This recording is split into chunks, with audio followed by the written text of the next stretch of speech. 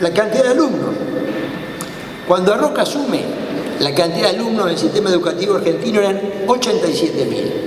Cuando Roca deja la presidencia son 181.000. Es decir, la cantidad de alumnos, la materia prima del sistema, aumenta 118% en esos, ¿no es cierto?, en esos 6 años.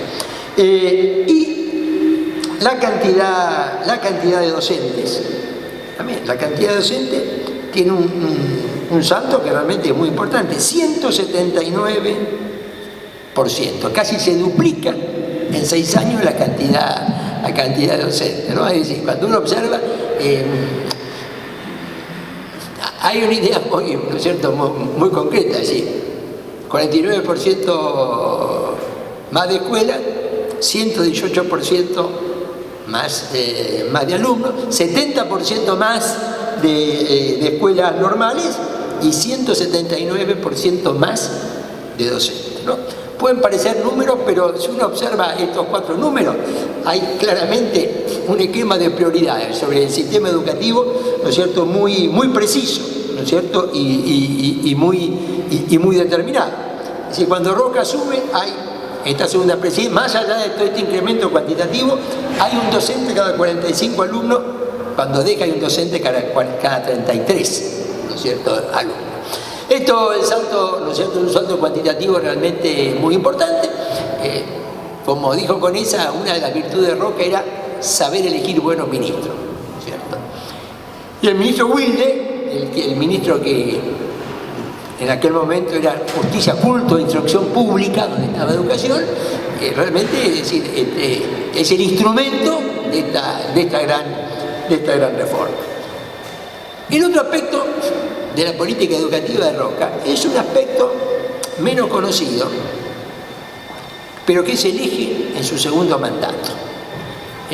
Roca tenía la idea de que ese sistema educativo que había hecho un gran salto en el último cuarto del siglo, ¿no es cierto?, el último cuarto del siglo XX, ya estaba mostrando, yo diría, algunas falencias. Y en su segundo mandato, ¿no es cierto?, él, cuando le habla del Congreso, en su primer mensaje ante el Congreso, el de 1899, Roca plantea esta idea como objetivo. Dice: se hace indispensable entrar resueltamente en este orden de ideas, la enseñanza práctica, era lo que decía, abandonar tradiciones y costumbres cuyos deplorables resultados pueden sentirse y palparse no solo entre nosotros, sino en todas las civilizaciones que se han dejado dominar por ellos. En la esperanza de poder contribuir a estos objetos, solicitaré vuestra colaboración para la fundación de colegios, escuelas de agricultura y demás industrias de inmediata aplicación. La instrucción general, para ser fecunda, ha de contraerse a ciencias y artes de aplicación, a cosas prácticas, a las lenguas vivas y a conocimientos de utilidad material inmediata. Es decir, ¿cuál era el concepto? 1899. Ha quedado desconectado el sistema educativo del mundo del trabajo, ¿no es cierto?, del mundo de la producción. El país cambió mucho, ¿no es cierto?, en los últimos 20 años, en los últimos 25 años, y sin embargo el sistema educativo no ha recogido esa transformación. Plantea explícitamente el modelo a tomar. Dice: el gran poder industrial y el inmenso desarrollo agrícola de los Estados Unidos no son la obra de la improvisación o el acaso, sino el resultado de la educación industrial propagada con perseverante ahínco por todos los medios, desde los primeros días de su existencia, siendo en algunos estados precepto constitucional el establecimiento de escuelas de agricultura, y debido a ello es que se les ve instruidas con envidiable profusión en todo el vasto territorio de la República. Es decir, explícitamente, para ubicar, en este momento, 1899, la Argentina tiene 5 millones de habitantes, Estados Unidos tiene 70 millones de habitantes. Cifra que no hay que perder de vista, porque a veces uno pone una Argentina compitiendo con Estados Unidos de igual a igual y dan dos dimensiones absolutamente distintas. Pero plantea, ¿no es cierto?, sobre un modelo educativo que se había construido mirando al modelo francés, que hay que pegar un giro y mirar a modelo de Estados Unidos porque es lo que tenía más relación con el proceso que estaba teniendo la Argentina. Acá nuevamente empezamos a ver la visión de Roca en saber elegir los ministros. ¿Cuál es el ministro que él elige para llevar adelante esta transformación? Osvaldo Mañaco. Y Osvaldo Mañaco tiene un doble sentido. Primero, elige un ministro de 34 años. Él tenía 54.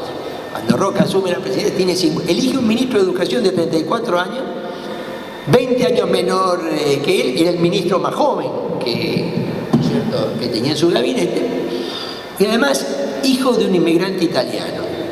Y además de tener 34 años, es hijo de un inmigrante italiano, ¿cierto? Él, en ese primer gabinete, él designa 2 ministros jóvenes, que los 2 son hijos de inmigrantes italianos, que son Micheli, que lo mencionó el ministro de Guerra, que lo mencionó también Conesa, y Mañaco.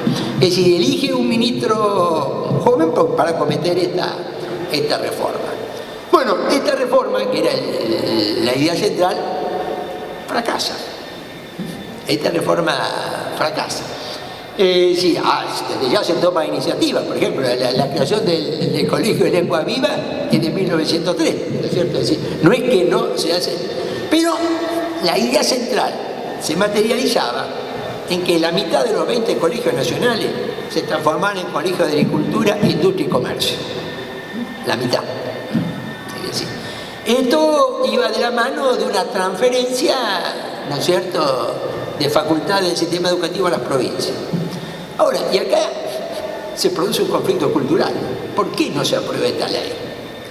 ¿No es cierto? Porque, está bien, Roca quizás ya tenía que, a veces de la imagen de que Roca tenía mucho poder, pero la negociación era constante, ¿no es cierto? En esa época el presidente tenía que negociar con gobernadores, con legisladores, tenía que compartir poder. Es decir, y en las provincias hay una fuerte resistencia a esto. Y era un problema cultural, ¿no es cierto? En el sentido de que se veía como un demérito que un colegio nacional se transformara en un colegio de agricultura, de industria y comercio. Un demérito, digamos, cultural. No es porque en esos colegios no se pudiera entrar a la universidad, que no era el punto, sino que consideraban que era como una disminución que un colegio nacional se transformara en colegio de industria. Cuestión que el proyecto, ¿no es cierto?, no avanza en el Congreso, ¿no es cierto?, y donde además siempre a veces se juntan las cuestiones políticas, porque Mañaco en su discurso de defensa de este proyecto comete un error político que es criticarlo a Mitre. Lo critica a Mitre y entonces no es que Mitre tuviera tantos legisladores, pero Roca necesitaba el acuerdo con Mitre para poder mantener la gobernabilidad, y el peso de Mitre en la ciudad de Buenos Aires es muy importante. Claro. Y entonces esto se produce en la situación y esto en alguna medida se frena. De cualquier manera, la otra cuestión, lo cual no quiere decir que no hayan habido una serie de iniciativas. Hay una cantidad de estudiantes y docentes que se becan en Estados Unidos, en colegios de agricultura, industria y comercio, en la idea, pero no logra, ¿no es cierto?, una transformación del sistema educativo importante en este punto. Ahora, hay otro objetivo, ¿no es cierto?, nuevamente cuantitativo. Como dijo Conesa, se ocupa el territorio nacional, pero hay que recordar que hasta los años 50 del siglo XX hay 10 provincias, 10 de las actuales provincias que eran territorio nacional, que no elegían gobernador, no elegían legisladores nacionales, también tenían gobernadores designados por el Poder Ejecutivo, como era la capital federal. Entonces acá hay una prioridad, un objetivo de desarrollar el sistema educativo en toda esta parte del territorio nacional, que es en términos de kilómetros cuadrados la mitad del territorio nacional. Cuando entre 1900 y 1904, los 4 años finales de la segunda presidencia de Roca, es decir, cuando él llega, las escuelas en todos los territorios nacionales son 13. Cuando se va son 128. Es decir, multiplica las escuelas de los territorios nacionales por 10. Los docentes, que eran 32, son 220. Hay una multiplicación por 8 de la cantidad de docentes. Y los alumnos, que eran solo 199, en 1900, la totalidad de alumnos en esta mitad del territorio nacional, que estaba poco poblada, eran 199. En 4 años la lleva a 6.000, casi 7.000 alumnos, de 199 a 7.000. Es decir, hay un desarrollo, una extensión del sistema educativo a los territorios nacionales que lo tenían de forma muy incipiente.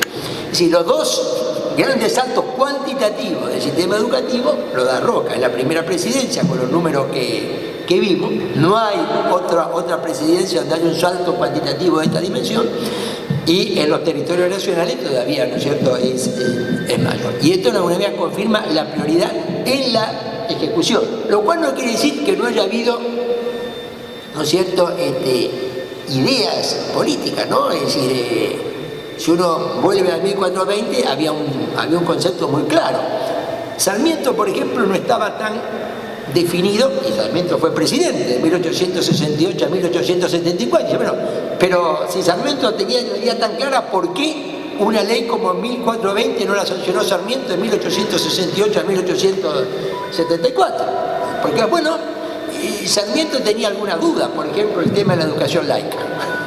Sí, Sarmiento prácticamente no estaba del todo convencido, pensaba que eso iba a generar mucha resistencia, por eso, siendo presidente, no avanza en esa dirección. Roca ahí tenía un concepto quizás más claro que Sarmiento en cuanto a la necesidad de construir el Estado, y que el Estado, ¿no es cierto?, se hiciera cargo. Uno va revisando en sus presidencias siempre, él va presentando un número, el mensaje del Congreso es el porcentaje de alumnos de la educación pública. Porque cuando empieza la ley 1420, la educación pública tenía un porcentaje minoritario de los alumnos. Es decir, entonces iba mostrando cómo se iba incrementando año a año el porcentaje de alumnos, ¿no es cierto?, de la educación pública. ¿No es cierto? Cuando en 1880, cuando Roca llega, el porcentaje de alumnos de la educación pública no llegaba al 30%. Ya en 1904, cuando deja la segunda presidencia, el porcentaje de alumnos en la educación pública está arriba del 70%. Yo te iba a decir, esa idea de construcción del